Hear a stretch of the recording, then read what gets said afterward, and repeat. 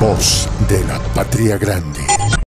El ejército de Israel informó hoy de la muerte de 8 soldados en combate cuerpo a cuerpo con milicianos en movimiento chiita Hezbollah, esto es en el sur de Líbano. Son las primeras bajas desde que sus tropas entraran en territorio libanés en la madrugada del martes.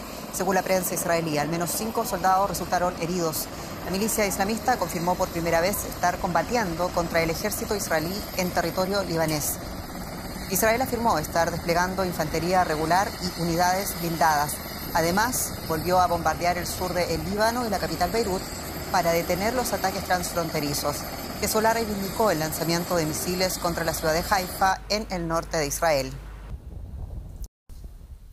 Bueno, por primera vez Hezbollah reconoce combates directos con las fuerzas de defensa de Israel en el sur del Líbano. Queremos ampliar la perspectiva y lo hacemos con mi colega, el periodista Joan Cabasés en Beirut. Joan, saludos. ¿Y qué otros detalles se conocen de los combates donde han muerto, decíamos, soldados israelíes y cuál es la situación en general? Buenas noches. Sí, como decís, es el primer día de combates en Líbano, cuerpo a cuerpo, entre Israel y Líbano, y se ha saldado, al menos por ahora, con bajas significativas del lado israelí, que confirma de momento a esta hora 8 soldados fallecidos. Estos soldados eran fuerzas de élite, pero eran también muy jóvenes. Todos ellos tenían entre 21 y 23 años de edad. Al parecer, estas muertes se han dado en situaciones de combate distintas y, según reportes israelíes, en algunas de estas situaciones Hezbollah habría abierto fuego contra las tropas israelíes mientras estaban tratando de evacuar soldados heridos o muertos. De hecho, esta mañana testimonios en el sur del Líbano han informado de que había helicópteros como los que vemos ahora en imágenes que estaban viajando de regreso a Israel en lo que parecía un viaje de evacuación también de soldados heridos o muertos. Israel, por su parte, informa de 20 miembros de Hezbollah eliminados en estos combates, pero es un dato que no podemos confirmar. Lo ocurrido hoy, por supuesto, abre un interrogante para las fuerzas israelíes, que son claramente superiores en cuanto a los combates aéreos, en cuanto a las fuerzas aéreas, pero esto puede ser muy distinto a nivel terrestre. De hecho, vemos en las últimas horas cómo los miembros de Hezbollah se muestran muy confiados de sus posibilidades en esta batalla sobre el terreno. Y Joan, una pregunta existencial, ¿por qué se ha llegado a este punto? Y te lo pregunto incluso más allá de la escalada desde la masacre de Hamas el 7 de octubre.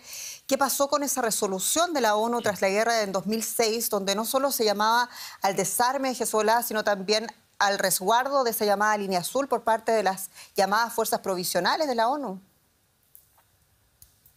Sí, el año 2006 hubo otra guerra entre Hezbollah e Israel. Fue una guerra de poco más de 30 días y al término de esta guerra el Consejo de Seguridad de las Naciones Unidas votó la resolución 1701 que trataba de traer la paz y de contener las tensiones en esta frontera entre Israel y Líbano. La idea de esta resolución era la retirada de Israel de territorio libanés y la prohibición de fuerzas armadas en esta parte del Líbano que no fueran el ejército regular del país, de Líbano, o que no fueran los cascos azules de las Naciones Unidas. De hecho, esta resolución también dotaba de más efectivos para este contingente de las Naciones Unidas que también trata de contener las tensiones en esta frontera.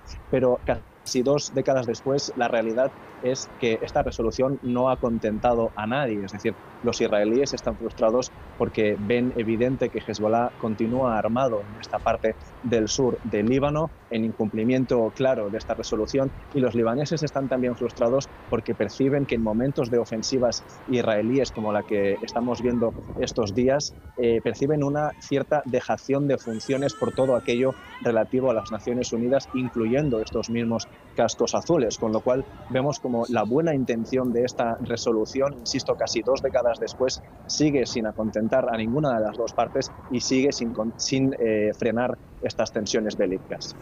Voz de la Patria Grande.